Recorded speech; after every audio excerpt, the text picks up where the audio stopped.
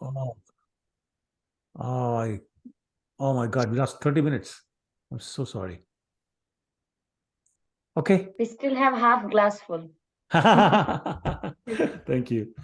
Prabhuji, can we put Chandrakanti into the footsteps? Like, did Mirabai follow the same footsteps? Yeah, same idea. Yes.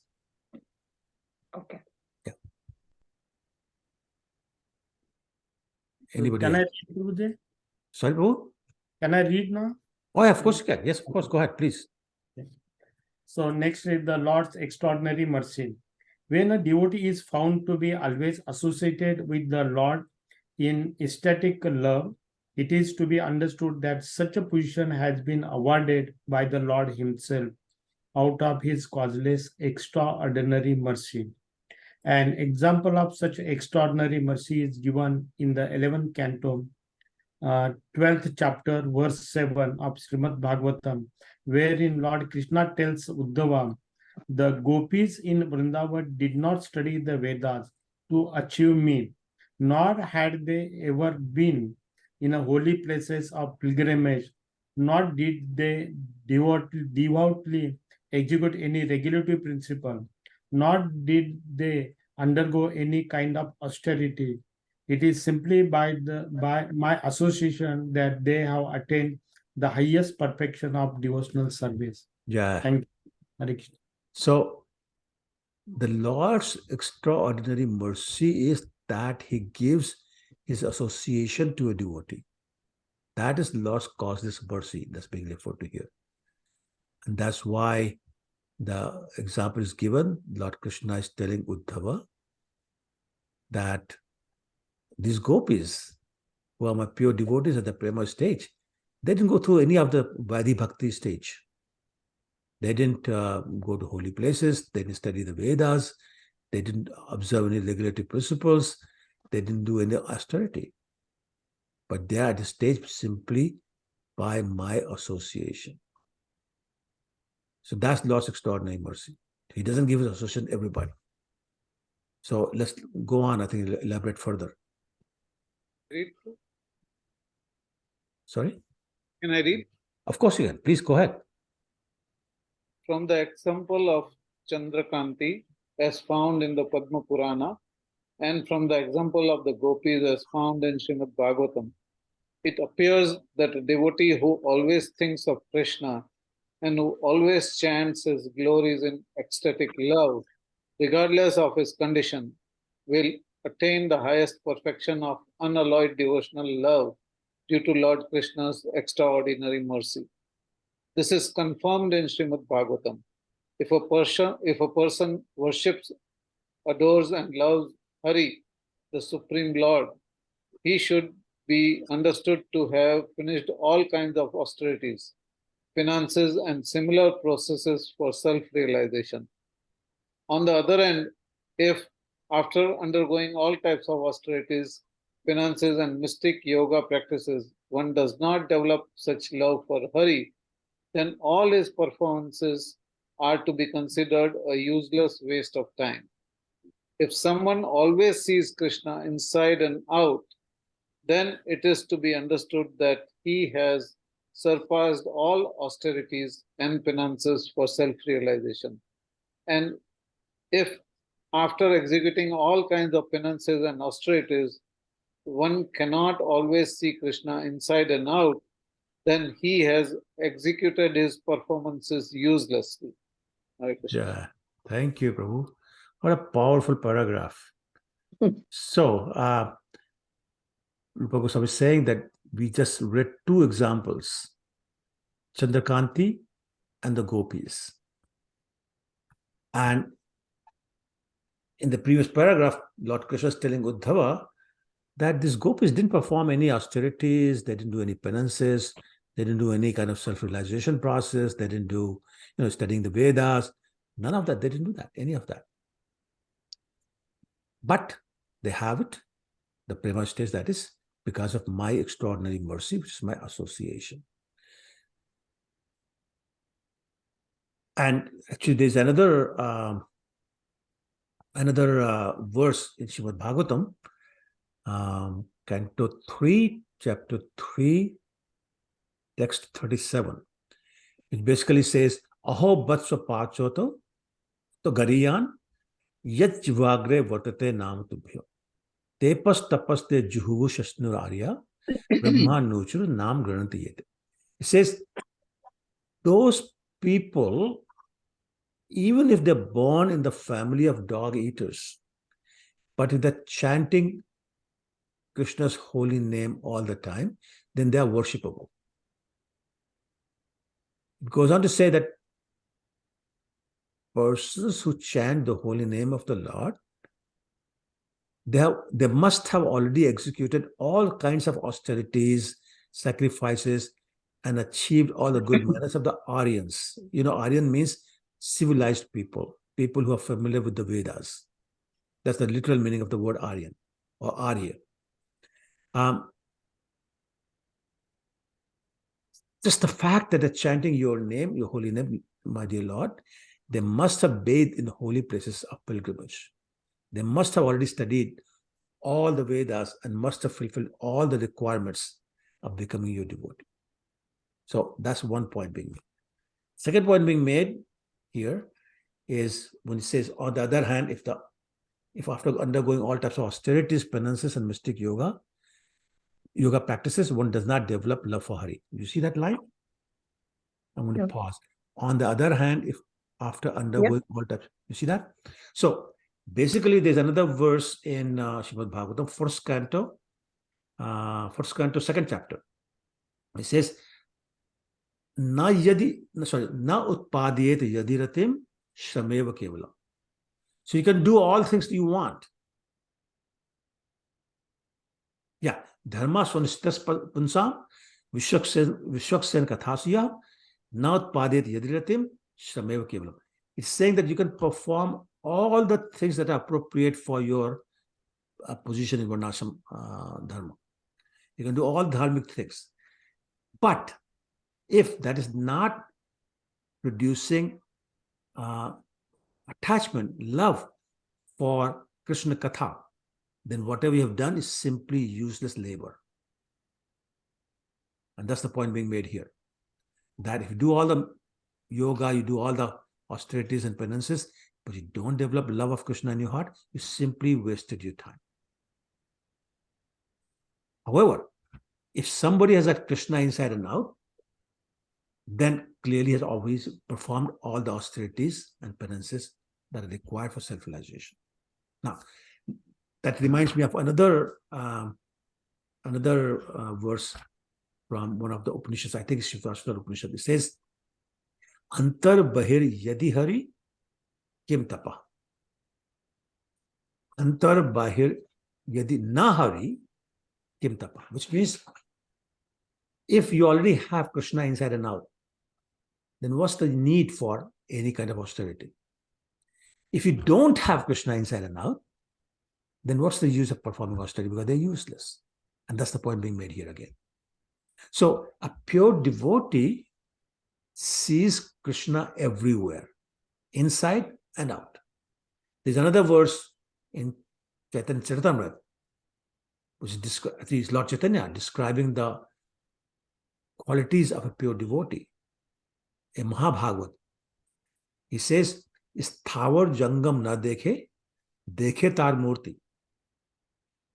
Sorry, Sthawar Jangam dekhe, na dekhe tar murti, sarvat hoye tare nij ishta dev spurti.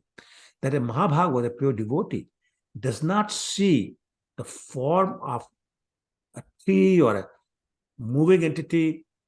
Everything reminds him of Krishna, of Krishna's energy. So actually, I was listening to a class by Amrendra Prabhu. And I don't remember the story completely very well, but basically it's talking about once Srila Prabhupada went to Australia and he was being driven by a devotee to some place, and they stopped at an intersection, the red light. There was a sign that said Paramattar. That was the English word, Paramattar. So Srila Prabhupada asked the driver, what's that? So he said, oh, this is a place or something like that. Prabhupada said, no, that is Paramatma. That is Paramatma. So that Paramatma Srila Prabhupada, Paramatma. And apparently, many years later, His Holiness Jayapataka Swami went there, happened to stop at the same place, different devotee, but same place, same intersection. He asked the same question. And then he got the same conclusion. Oh, Paramatma, this is very good. And the same story, he was saying that Radharani, when she see kajal, which is black, saw her hair in the mirror, which is black, and she wore a blue or a black sari, when she saw a tamal tree, she saw a bumblebee, she saw blue or black dangles, everything reminded her of Krishna. And that's what we're talking about. When you have a Prema Bhakti stage, everything reminds you of Krishna. You're always thinking about Krishna. Whatever you see reminds you of Krishna. Any questions or comments?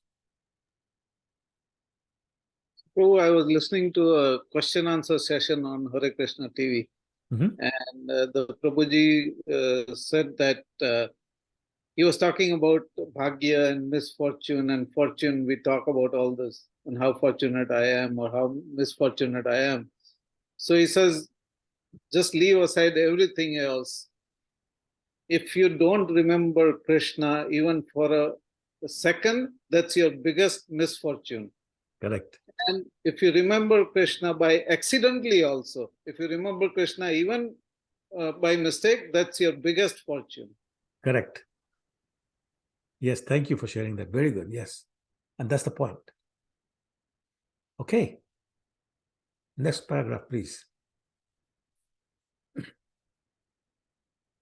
Anybody who's I not can read, ready? Prabhuji. Please go ahead. Spontaneous attraction to Krishna, which is said to be due to the extraordinary mercy of the Lord, can be placed under two headings.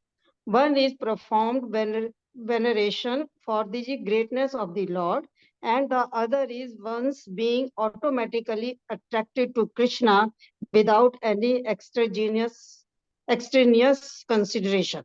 In the Narad Pancharatri, it is said that if on account of profound veneration of the greatness of the Supreme Lord, one attains a great affection and steady love for him, one is certainly assured of attaining the four kinds of Vaishnava liberations, namely achieving the same bodily features as the Lord, achieving the same opulence as the Lord, dwelling on the planet where the Lord is residing, and attaining eternal association with the Lord.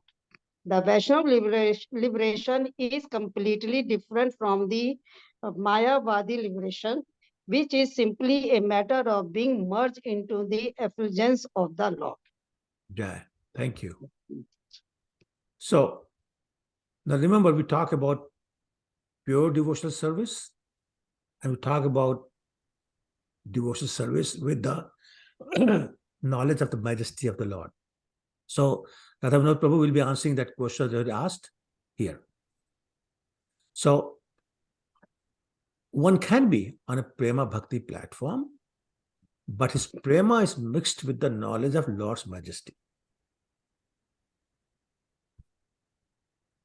So, in that case, it's being described that somebody who has reached the Prema stage with the knowledge of Lord's majesty, in other words, he or she has been serving the Lord in the mood of awe and reverence. Now, what does Krishna say about awe and reverence? Anybody?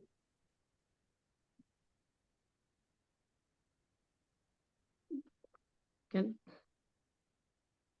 you ask again? What's the question? What does Krishna say or feel about awe and reverence, devotion with awe and reverence?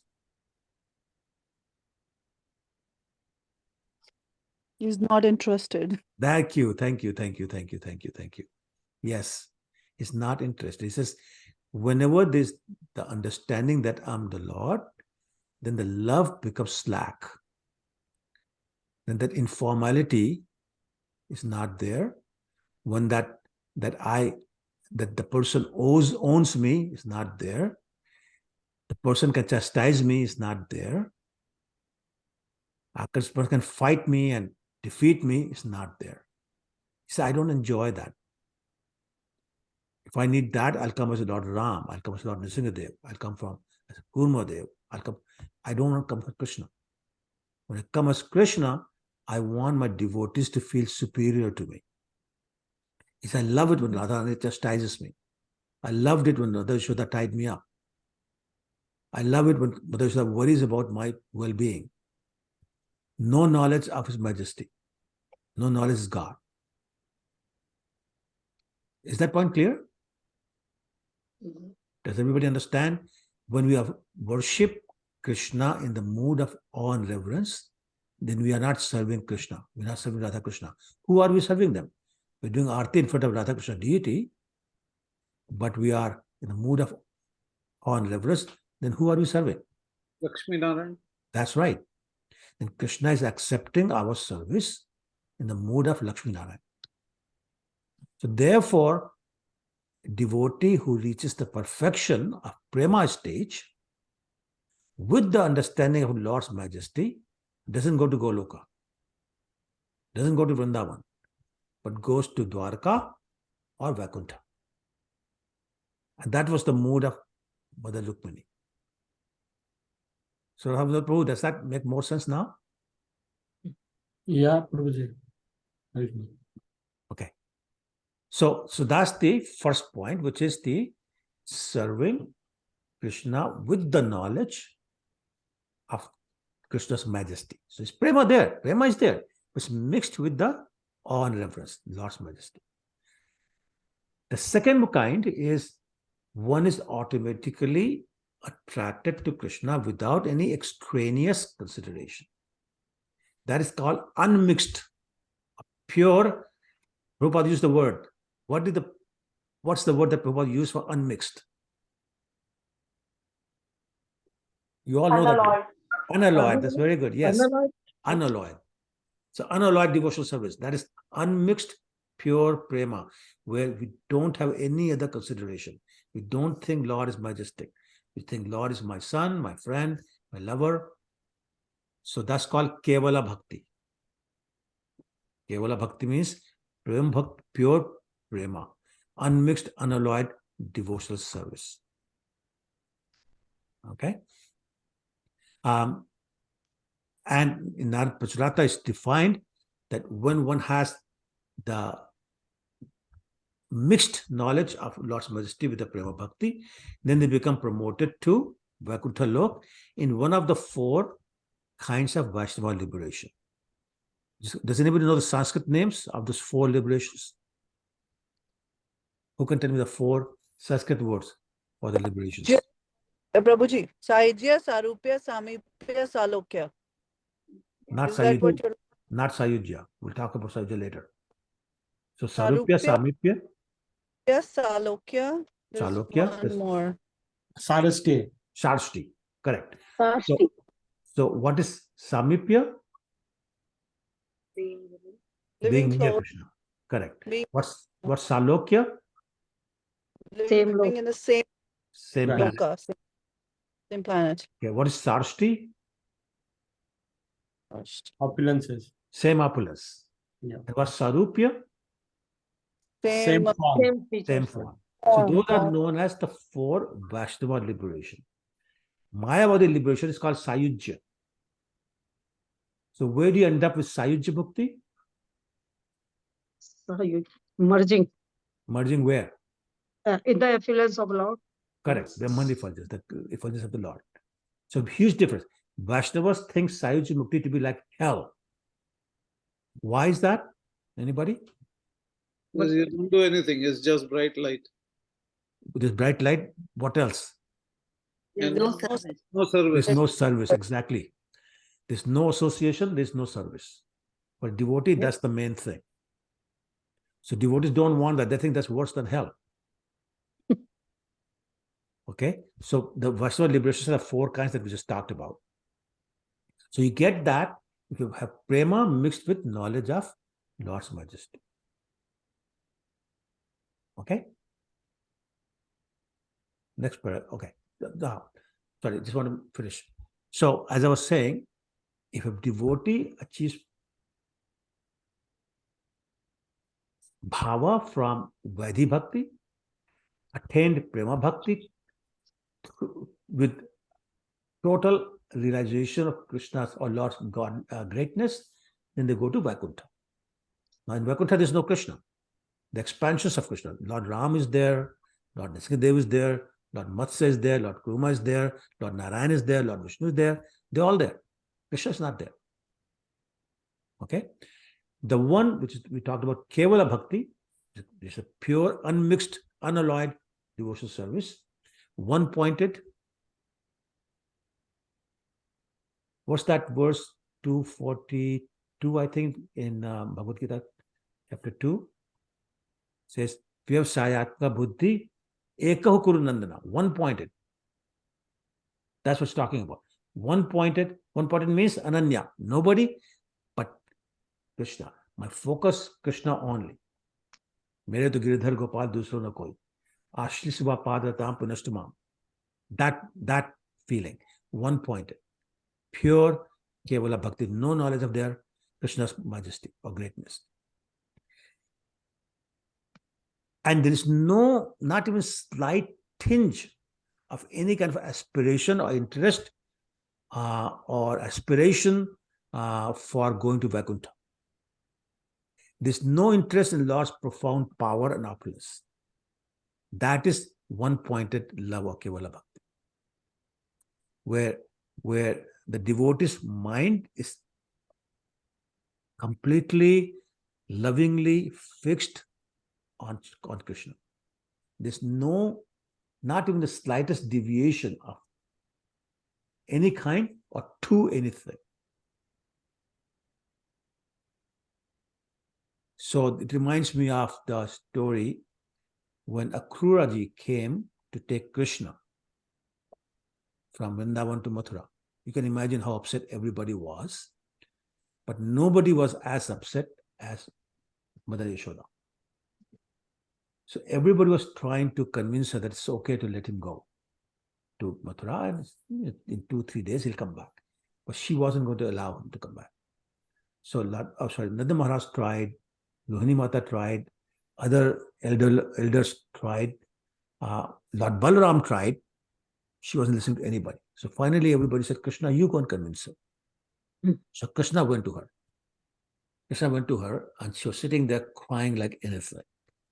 And when he entered the room, he came to her, she just hugged him so tight. So tight. And she was saying, I'm not going to let you go. So now Krishna started trying to convince her that it's okay. And he said, Mother, don't worry. I'll kill Krishna and I'll come back. And she chastised him. Why do you have to talk nonsense? Don't you know how powerful Kansa is? You're a little baby. How can he kill? Does anybody know how old Krishna was when he left Vrindavan to go to Mathura? 12 years something. 12 years, Prabhuji. Okay. Anybody else? Or 11.6, 11 years and 6 months or 7 months. Okay. Anybody else? 11 years. Maybe 14 years, I think. I'm not. Okay. I don't know, doesn't count. Tell me what you think. 14. 14. Okay. That's one number. Anybody else? 11. 11. That's a number. Well, I think it's the years and the months that Prabhu said. 11 Sorry, years say and again? whatever months. Nima Pataji, I didn't hear. What did you say? I said that Prabhu said about how many years and months. I think that's the right answer. So I didn't hear it. How many years, how many months? 11.6. Sorry? That was 11.6 someone quoted. 11.6. Okay. Anybody 11 and a else? half. Okay. 10 years, 7 months. Okay. So he was not even 11. He We was were not very even close. 11. So my point is, that's a little baby. So someone saying was, you're a little baby. How are you going to kill Kansa? So then Krishna said, Mother. Krishna said, Mother, I killed Putana when I was 6 days old. I killed Shaktasur when I was 3 months old. I killed Tranavat when I was 1 year old. And then every day after that, I was killing a big demon. So don't you understand what that means? She said, what does it mean? You didn't kill. Some demigod came and killed. What are you talking about? And he said, no, Mother, I am the one who killed it. Don't you know who I am? I said, who are you? He said, I'm God. I'm supreme God. I said, stop talking nonsense. You're nothing but my little Lani. She hugged him again. She would not believe. Even God is telling her he's God, she's not willing to believe. That is Kevala Bhakti. Okay? So once again to repeat, those devotees who go through the Vaidhi sadhana process, and therefore they're very aware of Krishna's opulence, when they achieve Prema Bhakti, they go to Vaikuntha. Because all reverence has been there. Those who have been serving him purely, one-pointed, Ananya, and no knowledge of Krishna's greatness, they go to Golok Vrindavan. Okay? Any questions or comments on that? So, Prabhuji, to taking that lead, so can we say somebody wholeheartedly serves the Lord Ram, just like the Lord Krishna, one serves, right? Lord Ram is on reverence, but serves him because we need somebody to focus upon, right, Prabhuji? So those are the people who go to Vaikuntha, those who serve like Ram, but serving Krishna will go to Golok Vrindavan. So sorry, you lost me. Okay, I was with you until. Sorry? I'm taking Prabhuji two examples. One is Lord Ram and another is the Lord Krishna. Okay. Both are serving wholeheartedly with all prema. We are talking. Serving Lord Ram with a prema will go to Vaikuntha. Serving Lord Krishna with a prema will go to Golok Vrindavan. No, that's the point. That's the point I'm trying to make. Remember, I said when you're serving Krishna in a mood of awe and reverence, he's not accepting your service as Radha Krishna. He's accepting your service as Lakshmi Narayan. And therefore, you go to abode of Lakshmi Narayan, which is Vaikuntha.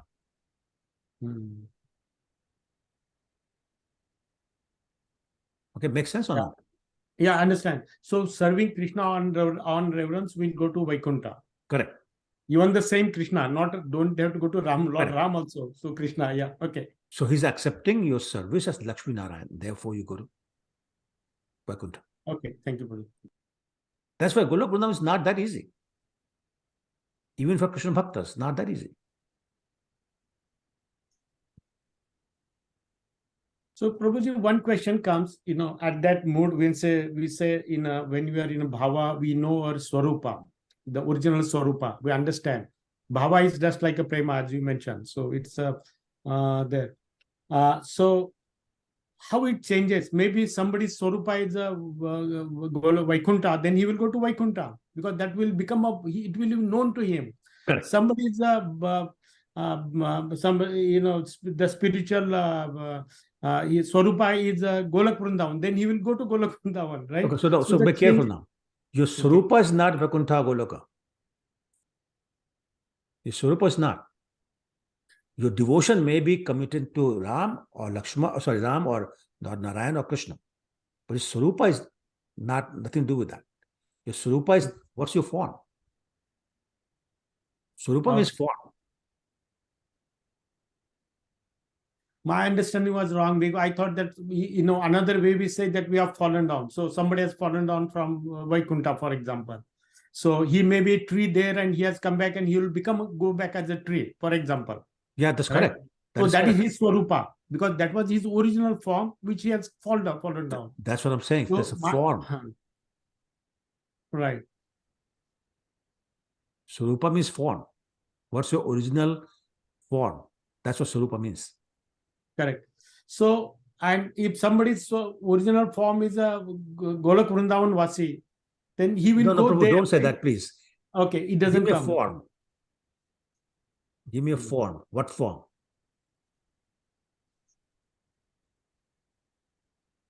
You can say calf. You can say correct, a man, a woman, whatever. But talk about a form. Yeah, but both places, for example, trees are in both the places. That's right? my point. That is my point. That is my point. Form is not the determining factor. It's the mood that's determining factor.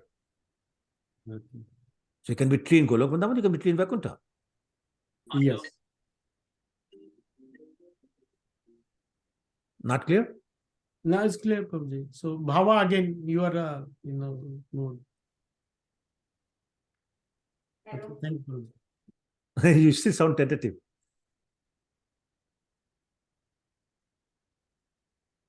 Okay, Nandakumar Prabhu, you have a question? Hare Krishna, Prabhuji. Hare Krishna Prabhu, good to see you. Yeah, I missed few classes. Yes, Prabhu, I know. I miss you when you miss the classes.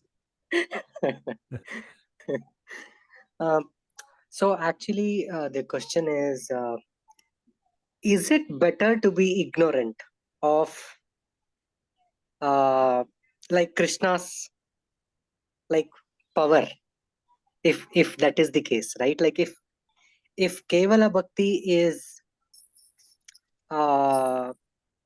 better, then is it better to be being ignorant rather than getting knowledge of Krishna being so powerful, right?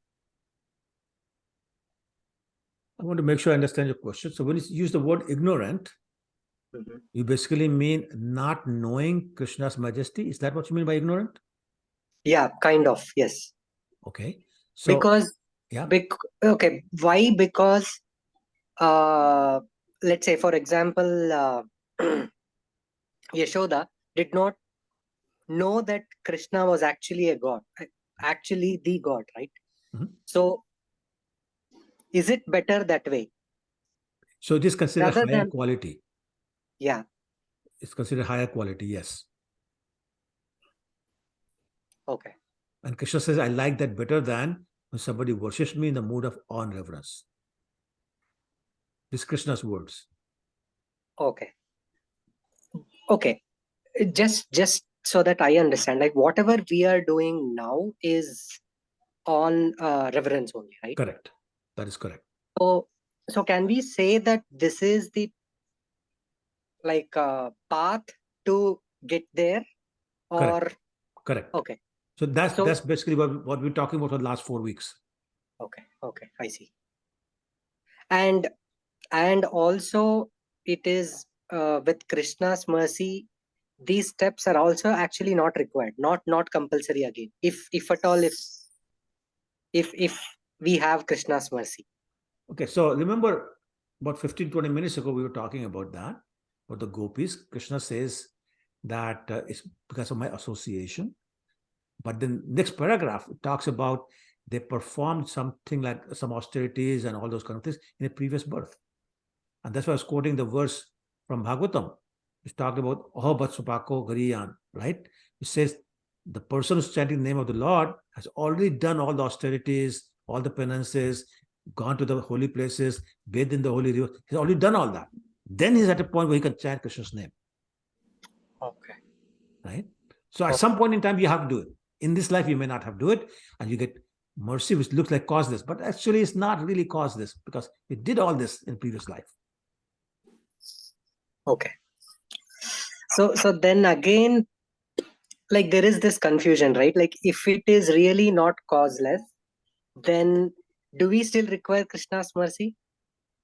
Or causeless or otherwise, you need Krishna's mercy. Okay. Without Krishna's mercy or devotee's mercy, you cannot become a devotee. Okay.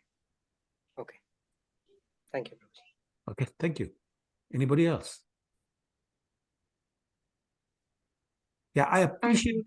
Sorry, Nana, go ahead. Please go ahead. Prabhuji, can we change? I don't know if change is the right word. Can a person move from one mellow to another mellow as they progress in their devotional service? Well, so when the mellow is not really pure, when we are not pure, we can jump because it's more mental concoction than anything else. Oh, I heard somewhere that it's better to love Krishna as a baby, therefore I'm going to do that. I'm on the association of people who are more into parental thing, I'll do that. I'm in the association of people who are more into sakhat, I'll do that. That's just mental thing. Once you become on the platform of Prema Bhakti, is fixed. And that's why I think one of the first lines we read today was that you're fixed in one relationship. There's Dasya, Sakhya, Vatsalya, Madhurya. You're fixed in one. And that's your main relationship. There's no jumping then. Once you're on a Prema platform, there's no jumping. Remember, you get to Prema Bhakti platform only by following a Ragatmika Bhakta in one particular mellow. Okay, you're not, it's not going randomly here and there, and today here, tomorrow there. It's not like a bumblebee, flower to flower to flower. It's one pointed, one mellow, one relationship. At Prema So Bhakti. when you get to know the Bhavyata of Bhagwan, then you will definitely think of him as Bhagwan. You cannot, No. fight with So him. again, or you're missing no. the point. It doesn't suddenly, if you're on Prema Bhakti, on a Kevala Bhakti platform, then even when you get evidence of Krishna's Bhagavata, you ignore it. So for example, let's go back to the stories in Vrindavan. They saw Krishna kill all these demons and they forgot, or they said somebody else killed it. Then one time, all the friends of Nanda Maharaj, they took this dip in a pond and they saw Krishna in Vaikuntha being served by all his energies. All the demigods were praying to him. They saw it with their own eyes. They came back, like got out of the pond, sat down and discussed, oh my God, Krishna really is God. But after a while, they forgot. Krishna showed his universal form twice to Mother Yashoda. She nearly fainted when she saw that. But after a while, she forgot. She was thinking, if I don't feed him, he'll die. Is that answering your question? Yes. But I'm thinking, Prabhuji, those people who just out of, like, especially when somebody keeps the Laddu Gopalji, right? They just do it because they're watching somebody doing it. And I'm thinking, like, once they start getting all these knowledge, then that bhav will change eventually, right? And it should, because we are not authorized to serve Krishna as our baby. So all these people, I'm sorry if there's anybody in this call who's doing that, who say Krishna's my baby and my Laddu Gopal and I'm going to treat him like baby. We're not authorized to do that. Right now, only authorization we have is Dasya Bhav. That's the only authorization we have. We cannot be in any other mellow. We're not pure enough. Those mellows are for pure devotees. We're not there yet. Das and das. So that's what we always should remember. Only way we can deal with Krishna is that we are his eternal servant. That's it. And that's why, as Prabhuji is saying, that Mahaprabhu said, what is our identity? Naham Vipro, na cha Narpati, na Narpati, na Vaishyo, na Sudro. Naham Varni, na cha Grihapati, na Vanastho Yatirva. He said, I am not a Brahmin, I'm not a Kshatriya, I'm not a Vaishya, I'm not a Shudra. I'm not Brahmachari, I'm not Sannyasi, I'm not Vanprastha, I'm not Grihastha. So who am I? Kintu Prodhan Nikhil Paramanand Purnapatapdher Gopi Bhartur Das Dasanudas. I'm the servant of the servant of the servant of the husband of the gopis, just Krishna. That's our identity. Lord Chaitanya was very clear on that. Right? And that's all we are, and that's the only mood we are allowed to serve Krishna in. Anything else is offensive. I can't say it more strongly. Makes sense, Prabhuji. Prabhuji, then as a Gaudiya Vaishnav, when we come across those people, what should be our attitude? I mean, like, of course, you are not going to say, don't do this and don't do that. But at the same time, it's very hard when when you see somebody basically, name calling him and, acting like they are, more supreme than the personality, Krishna himself, then you got to, I mean, like, I don't know.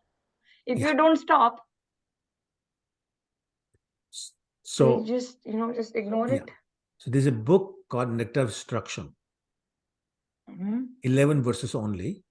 Verse number 5 says, Krishnesti tam yat mansadriyet. Anybody who's chanting the name of Krishna, you offer them obeisance in your heart. And that's all you do. That's it. You are not the judge. I don't mean you particularly. We are not the judge. Nobody died and made us the judge. We should resist the temptation to criticize or educate other people unless we have a relationship. So if you happen to be a mentor of somebody, you're a teacher of somebody, then fine.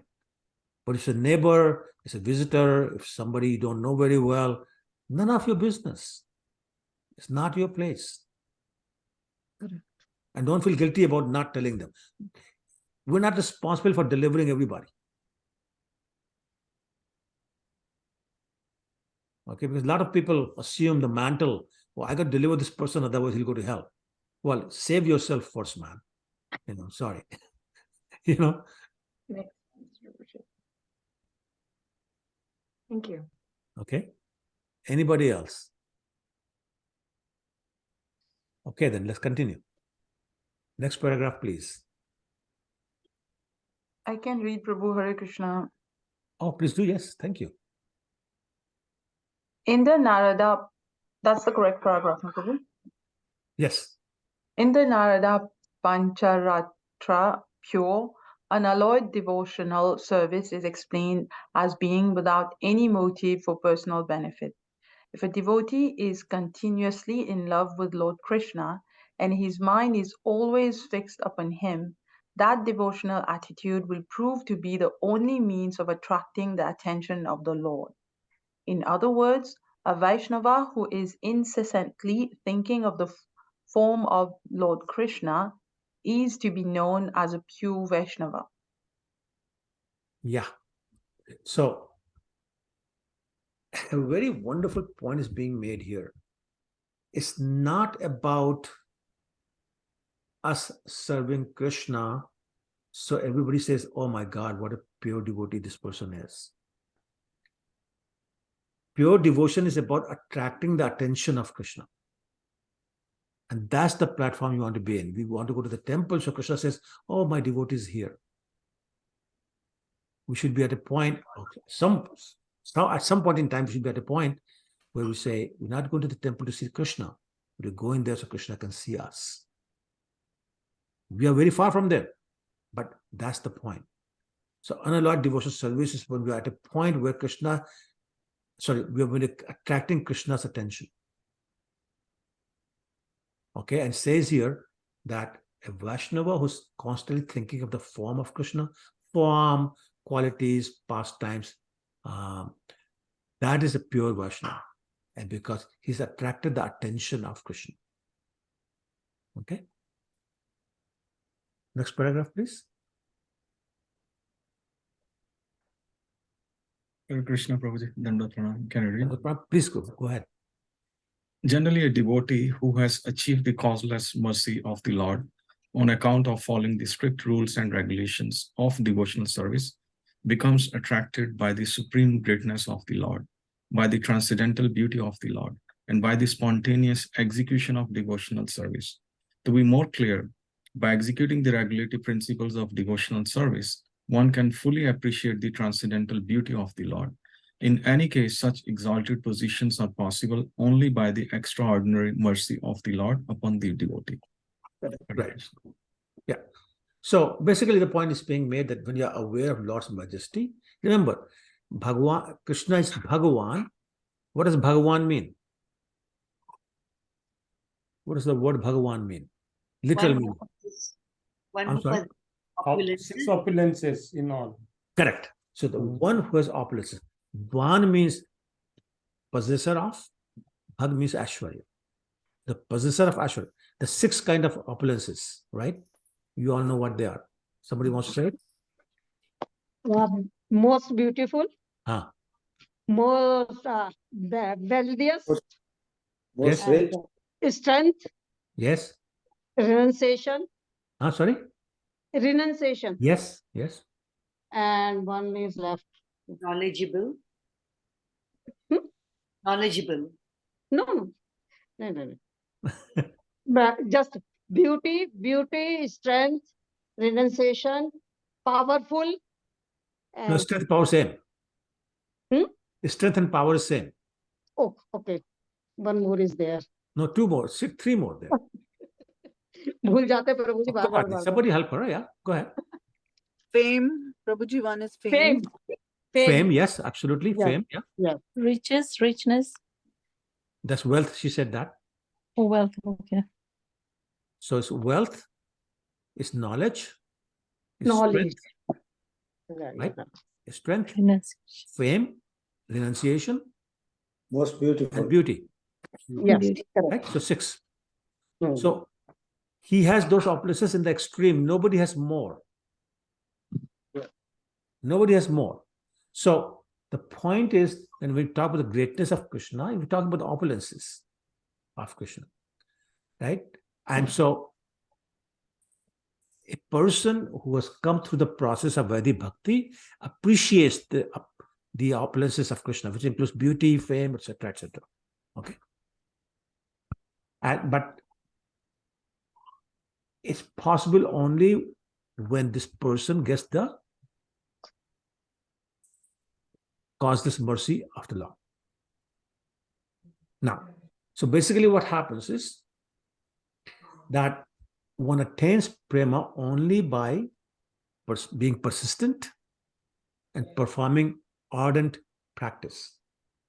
It's not a sudden stroke of mercy, right? And that's why in that Adho Shraddha verse, Rupa Goswami talks about gradual evolution from Shraddha to Prema.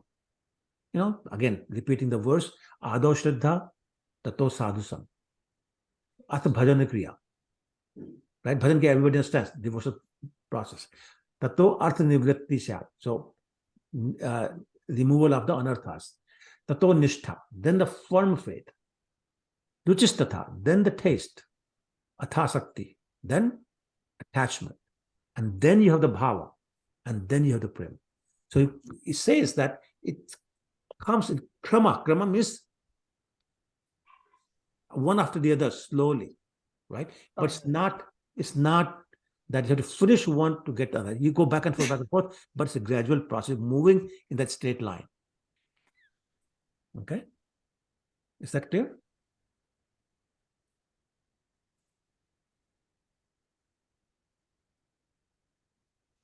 Another point I want to make before we finish is Prema Bhakti is very rarely achieved. Remember, one of the 6 characteristics of Bhakti was rarely achieved. So the Prema Bhakti is very rarely achieved. Okay? We also talked about Shraddha to Asakti, Sadhana Bhakti. After that, you get Bhav Bhakti, and then you get Prema Bhakti. Okay, let's read the next paragraph before we run out of time. Who would like to read the next paragraph? Somebody who's not read tonight?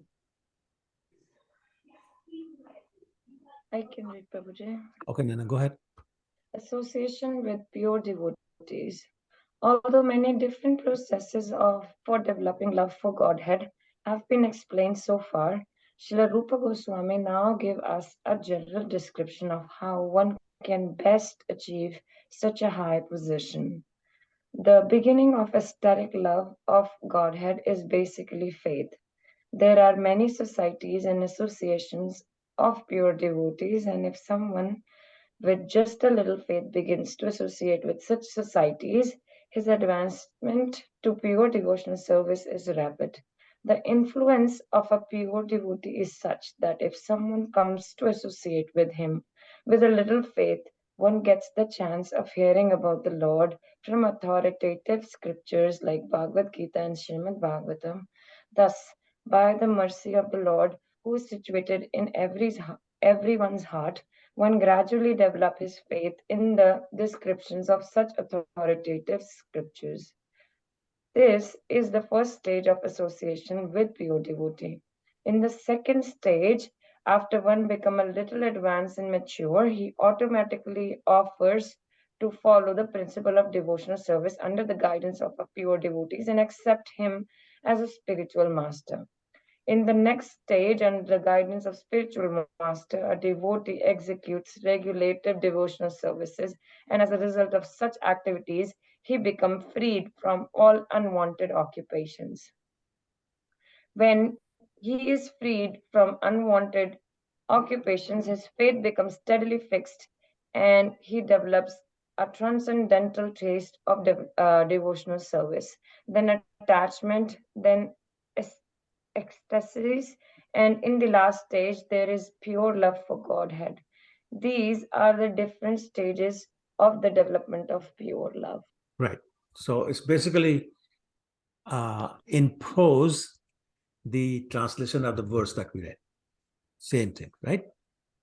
So hopefully you all understand that. If there's a question, you can ask me. Any question or anything that she just read? As Okay. you have been, Sorry, go ahead. as you have been telling step by step. Yes. So explained it. Yes, Prabhu. Thank you. Okay. Now he talks about difficulty of understanding prema. Somebody would like to read next paragraph? I can read, Prabhuji, if no one else. Please go ahead, Dipta. Yeah, go ahead. Only the most fortunate persons can achieve such success in life. Those who are simply academic students of the Vedic scriptures cannot appreciate how much a development takes place. How such a development takes place. In the Narad Pancharatra, Lord Shiva therefore tells Parvati, "My dear Supreme Goddess, you may know from me that any person who has developed this ecstasy of love for the Supreme Personality of Godhead and who is always merged in the transcendental bliss on account of this love cannot even perceive the material distress or happiness coming from the body or mind." right. This is a very, very, very, very, very important paragraph. Why? Because basically what's saying is that usually we judge a person's level of success by how happy they have become. And typically we are, thinking about material happiness. So this standard becomes useless when applied to a devotee on the Prema Bhakti stage. Because that devotee who's on the Prema Bhakti stage is so inundated in the waves of what can only be called transcendental bliss, transcendental emotion, that he cannot even perceive the external happiness or distress. They stop meaning anything. He stops feeling any of that. So, therefore, attempting to measure success by conventional standard of happiness, which is the material happiness, is fruitless, and it misses the point. So, therefore, a person on Prema Bhakti stage is blissful for totally different reasons than a person who's not on that stage. And to that person, any kind of mental or physical distress loses meaning because they don't feel it. Their mind is totally fixed upon the Lord. And we have discussed this point many times, many classes. How when one's mind is fixed upon Krishna, they don't feel any pain or any material happiness. It's just neutral. Okay, any questions or comments on that?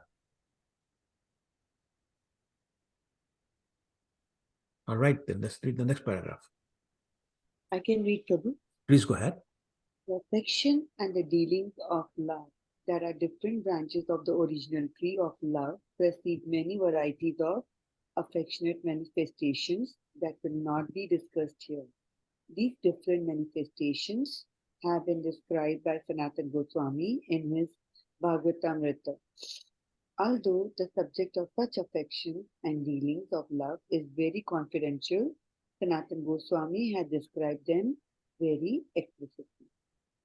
Go ahead, read the next paragraph.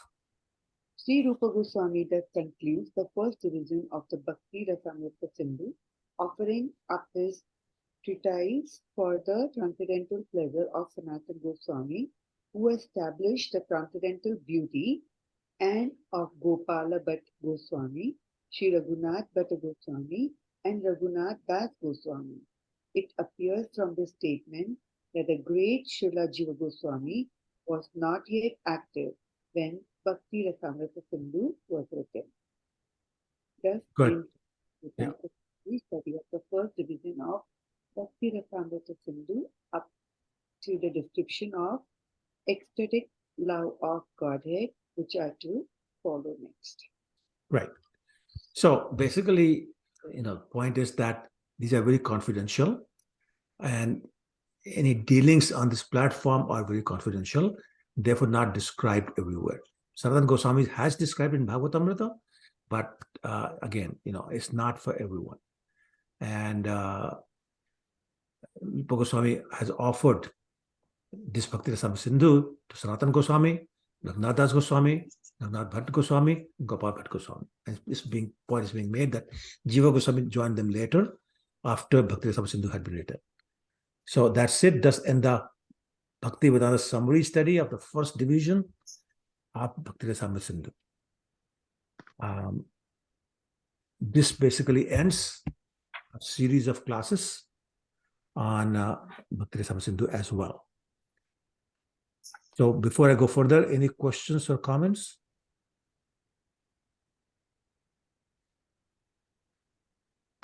Okay, if there's none, then basically you are free to do whatever you like. Are we, sorry, Prabhuji, are we not continuing the next part, or we just stop here? I think we're going to stop here. Okay. Yeah, it gets harder and more esoteric. And so it's difficult. I was thinking about, the two chapters here, 20, that we just finished 19, 21 and 22. They talk about the qualities of Krishna. So we can do that, but that would be the end for Bhakti Rasamrita Sindhu.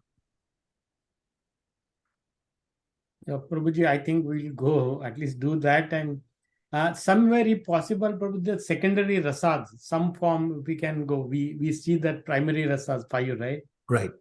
The secondary rasas along with the 20 and 21, if you can take up that would be very nice. At least it gives some idea, Prabhuji. Okay, yeah, we can do that. We can. So actually, it's 21 and 22, chapter 21, 22.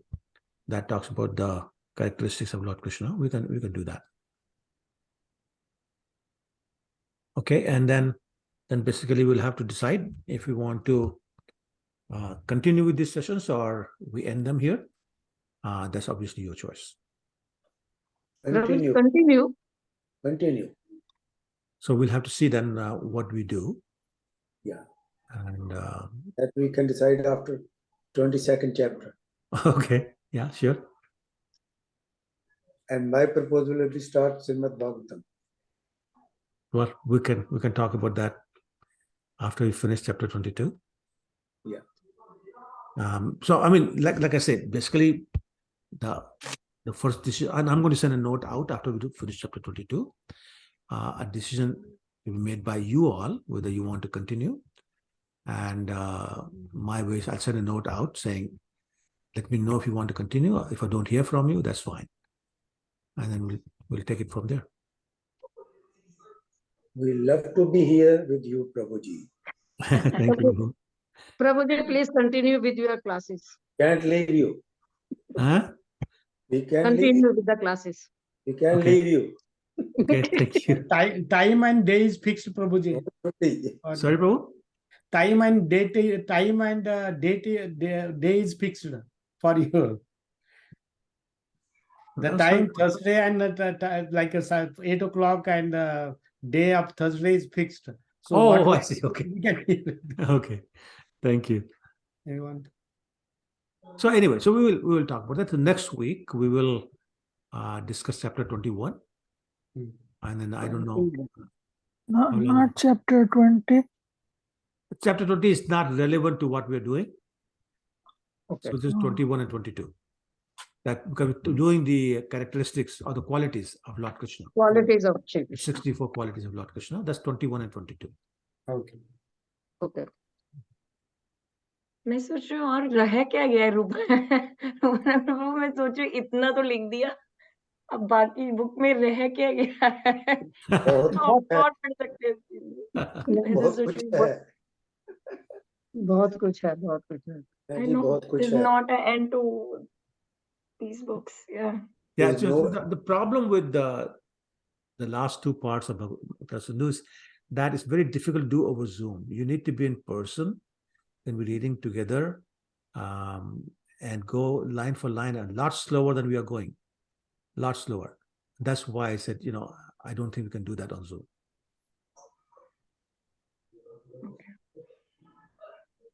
Prabhuji, I keep thinking of this word Narad Panchratra. Panchatantra. Yes. Panchratra. Yeah. What is that, Prabhuji? We keep using it throughout the chapter, throughout the book. So Every time I actually, want to ask, yeah. then I thought it's just a book. It's a Yeah. book, and Panchratra means 5 nights. Okay. So it's a book written by Narad Muni, and the story about how the 5 sacrifices were being made over 5 days. And he wrote this book to explain the process of devotional service. So actually, the followers of Lord Chaitanya follow this book to understand how to serve the Lord. It talks about Arti, it talks about Kirtan, it talks about other things. Plus, it has other stories and philosophy. It's a very important book in our religion, in our movement, sorry. As a matter of fact, in Nectar of Devotion, there's a verse that says, Shruti Smriti Puranadi Pancharatri Vidhim Vina Ekantikir Harir Bhakti Utpat Eva Kalpate, saying that if somebody is serving Krishna without following the Vedas, the Puranas, and Pancharatra, then they're simply creating disturbance in the society. So even though Ekantiki Harir Bhakti, even though you're serving Krishna, but you're doing it without following these 3, then simply creating disturbance in the society, which means you are doing mental concoction, right? Not good. So that's how important it is, this book. And Narad Muni is the author of it? Correct. Oh, wow. Okay. Yeah. Yeah, it is very important. Narad Muni ji. Sheila Narad Muni ji.